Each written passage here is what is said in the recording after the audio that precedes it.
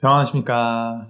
오늘도 말씀 통하여서 우리의 마음이 예수님의 마음을 더욱더 닮아가는 시간 되기를 소망합니다. 오늘 말씀 누가복음 6장 12절부터 26절까지 말씀입니다. 누가복음 6장 12절부터 26절까지 말씀 읽어드립니다. 이때 예수께서 기도하시러 산으로 가사 밤이 새도록 하나님께 기도하시고 밝음에 그 제자들을 부르사 그 중에서 12를 택하여 사도라 칭하셨으니 곧 베드로라고도 이름을 주신 시몬과 그의 동생 안드레와 야고보와 요한과 빌립과 바돌로메와 마테와 도마와 알페오의 아들 야고보와 셀롯이라는 시몬과 야고보의 아들 유다와 예수를 파는 자들 가룟 유다라. 예수께서 그들과 함께 내려오사 평지에 서시니 그 제자의 많은 무리와 예수의 말씀도 듣고 병고침을 받으려고 유대 사방과 예루살렘과 두로와 시돈의 해안으로부터 온 많은 백성도 있더라. 더러운 귀신에게 고난받는 자들도 고침을 받은지라. 온 무리가 예수를 만지려고 힘쓰니 이는 능력이 예수께로부터 나와서 모든 사람을 낫게 함이러라. 예수께서 눈을 들어 제자들을 보시고 이르시되 너희 가난한 자는 복이 있나니 하나님의 나라가 너희 것이며 지금 줄인 자는 복이 있나니 너희가 배부름을 얻을 것이며 지금 우는 자는 복이 있나니 너희가 웃을 것이며 인자로 말미암아 사람들이 너희를 미워하며 멀리하고 욕하고 너희 이름을 악하다 하여 버릴 때에는 너희에게 복이 있도다. 그날에 기뻐하고 뛰놀라 하늘에서 너희 상이 큼이라. 그들의 조상들이 선지자들에게 이와 같이 하였느니라. 그러나 화 있을진저 너희 부요한 자여 너희는 너희의 위로를 이미 받았도다.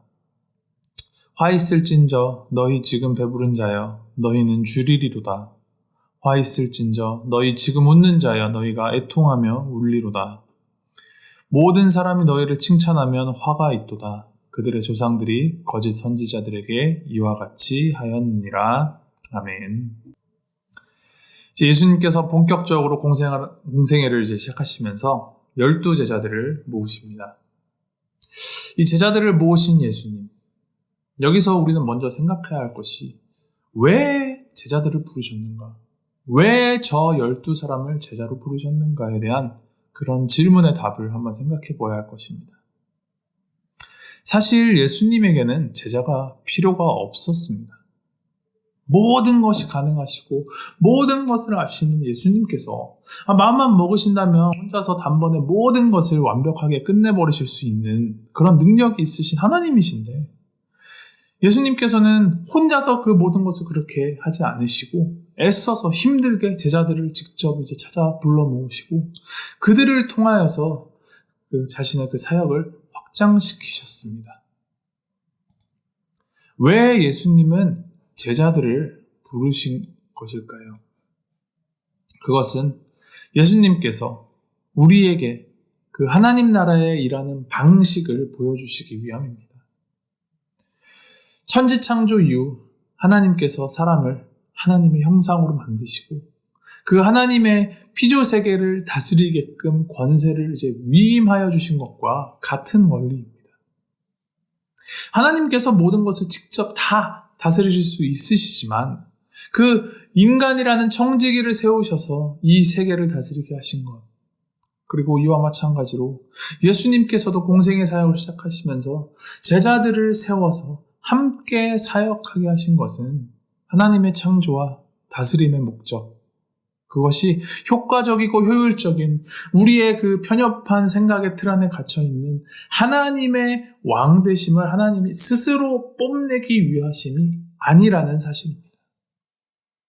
하나님의 창조 그리고 예수 그리스도를 통한 우리를 포함한 그 모든 인간의 구원 사역의 목적이 하나님의 영광인 것은 맞습니다.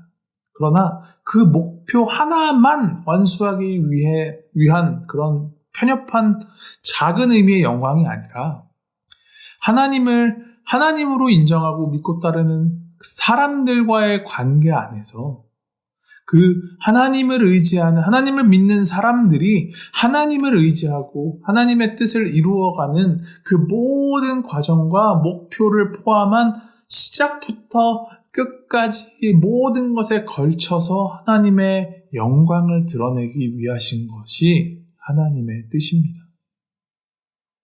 그러한 맥락으로 예수님께서 제자들을 불러서 세우시고 그들과 더불어 먹고 마시고 또 가르치시면서 이 땅에서의 사역을 이루어 나가신 것입니다. 이 12제자들을 부르신 예수님께서는 그냥 아무나 막 골라서 제자로 삼지 않으셨습니다. 밤새 하나님께 기도하시고 숙고하신 후 제자 12를 부르셨는데 그 12제자의 면면을 보면 잘 이해가 되지 않는 부분이 있습니다. 왜냐하면 그 12명이 각기 너무나도 다른 사람들이었기 때문입니다. 출신도 다르고 가지고 있는 능력이나 지식의 정도도 다 다르고 정치적인 성향과 또 목표하는 바도 너무나도 다른 12사람들이었습니다. 심지어 자신이 원하는 바를 위해서는 예수님을 팔아넘길 만큼 그런 파렴치한 사람까지도 예수님은 제자로 부르셨습니다. 우리가 흔히 공동체나 어떠한 한 조직을 이루어 나갈 때 비슷한 생각과 비슷한 성향의 사람들이 모여야 함께 일할 때 시너지가 나고 서로가 마음을 모으고 힘을 내어서 일한다라고 말하지 않습니까? 그런데 이 12제자들의 면면을 보면 정말 자기들끼리 치고받고 싸우지는 않으면 다행이라고 여길 정도로 너무나도 다른 하나로 모으기 힘든 자들을 모아놓으셨습니다. 이 부분에서 우리는 하나님의 몸된 교회, 하나님의 그 공동체가 어떤 모양이어야 할까에 대한 생각을 하게 됩니다. 아직 제가 이제 목회 경험이 많다고는 할 수 없지만 날이 갈수록 목회에 대해서 알아가면 알아갈수록 참 어렵다라고 느끼는 것 중에 하나가 한 교회 안에서도 바라고 원하는 그런 목표, 바람직한 신앙, 그리고 교회에 대한 자신의 이상향이 다 제각각 다르다라는 것입니다. 마치 자기 손에 쥐고 있는 줄을 모두가 한 방향으로 힘을 모아서 치고 나가야 잘 앞으로 끌려 나가는데 나아가고자 하는 방향이 서로 막 중구난방으로 다 다르니 힘은 드는 데 비하여서 그만큼 효과나 효율성도 떨어지지 않나 싶습니다. 그래서 과거에 이제 한국의 교회들이 빠르게 성장하였던 7, 80년대, 90년대 한국 교회들은 이 모두의 눈에 보이는 하나의 목표를 설정하여서 그 목표를 향해 힘을 모으게끔 하면서 발전하여 왔는데 대개 그 목표가 새로운 성전을 건축한다든지 새신자 10만 명 달성 같은 그런 전도 폭발, 새신자 초청잔치, 그리고 선교였습니다. 물론 이 모든 사역들이 교회가 책임감을 가지고 감당해야 될 사역임에는 분명합니다. 그러나 그 안에 예수님께서 바라시는 교회의 모습, 성경적인 공동체의 방향성에 대한 깊은 성찰이 좀 부족하지 않았나 싶습니다. 우리 안에 다름을 인정하고 그 다름이 다툼으로 악화되지 않도록 우리를 하나로 묶어내는 것은 새로운 건물이나 1000명 선교사 파송이나 새신자 1000명 그러한 눈에 보이는 목표가 아니라 우리 모두가 예수님을 따르고 예수님을 믿는 제자라는 그 정체성입니다. 나와 너는 다르지만 예수님이 우리의 선생이시고 우리의 구주이시기 때문에 우리는 모든 면에서 달라도 우리가 믿는 그 믿음 하나가 우리가 공통된다면 우리는 하나의 공동체로 하나의 교회로 기능할 수 있고 사역할 수 있음을 우리가 기억해야 합니다. 오늘 말씀 20절부터 26절에 보면 산상수훈의 그 팔복 말씀과 유사한 사복과 사화에 대한 말씀을 기록합니다. 오늘 말씀에는 분명하게 이 말씀의 대상이 제자들이었다라고 기록합니다. 즉 이 말씀은 제자들이 예수님의 제자로 함께 사역해 나갈 때 지침이 되는, 기준이 되는 어떤 행동 강령, 너희들의 마인드셋이 이렇게 세워져야 된다라는 그러한 말씀, 가르침인 것입니다. 예수님께서 주시는 이 가르침의 핵심은 나 스스로를 채우고 나 스스로를 높이고 나 스스로를 위하여 사역하고 그렇게 살아가지 말고 필요를 채우시는 그 하나님의 은혜에 기대어서 진정한 하나님의 복이 무엇인지를 깨닫고 예수님 위하여서 살아가라라는 말입니다. 지금 가난하고 지금 줄이고 지금 눈물 지을지라도 스스로 가난해서 벗어나고자, 스스로 배 채우고자, 스스로 복받아 행복하고자 하지 말라. 핍박받고 욕먹을지라도 좌절하지 말라.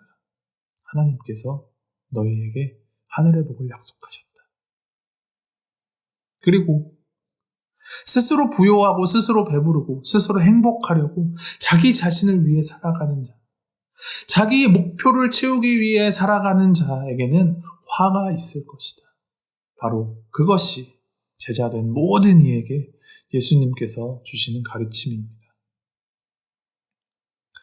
예수님의 제자라 하면 특별히 목회자나 교회 안의 직분자들만 말하는 것이 아닙니다. 예수님이 우리의 구주이심을 믿으며 살아가는 우리 모두가 다 예수님의 제자들입니다. 제자들을 향한 오늘의 그 가르침이 말씀을 읽고 묵상하는 나 자신을 향한 가르침임을 깨닫고 우리가 함께 더불어서 교회로 사역해 나갈 때 더욱 겸손하고 더욱 기도함으로 하나님의 지혜를 구하면서 사역하는 우리가 되기를 소망합니다. 나와 생각이 다르다고 배척하고 다르다고 싸우려 드는 것이 아닌 우리가 다르지만 우리 안에 계신 예수님이 한 분이심을 기억하며 더욱 지혜롭게, 더욱 겸손하게, 그리고 더욱 하나님 앞에서 진실하게 하나님의 영광을 위한 사역, 하나님의 영광을 위한 삶 살아가는 저와 여러분 모두가 되기를 주님의 이름으로 소망하고 축복합니다. 함께 기도하시겠습니다. 하나님 아버지, 부족하고 흠 많은 우리를 제자 삼아 주시고 하나님의 그 놀라운 구원 사역에 동참하게 하여 주시니 감사드립니다. 하나님, 주님을 믿는 그 믿음으로 하나로 묶어주신 우리가 서로 다르다며 선을 긋고 밀어내고 불평불만한 자들 되지 않게 하여 주시고 믿음 안에 있는 우리가 서로 한 지체임을 깨닫고 서로가 서로를 존중하고 인정하며 하나님의 영광을 위하여서 함께 한 걸음 한 걸음 내디뎌가는 우리가 되도록 주님 인도하여 주시옵소서. 온유의 마음, 겸손의 마음, 그리고 사랑의 마음을 우리에게 더욱 부어주시어서 우리의 그 공동체됨을 통하여서 하나님께 더욱 영광을 돌리고 하나님의 나라를 확장해 나가는 우리가 되게 인도하여 주시옵소서. 나만을 위한 삶, 혹은 우리 교회만 위한 삶에서 더 나아가서 하나님의 뜻을 따라 살아가는 삶, 그것을 바라보고 그렇게 매일매일 살아가는 우리가 되도록 주님 함께하여 주시옵소서. 예수 그리스도 이름으로 기도했습니다. 아멘.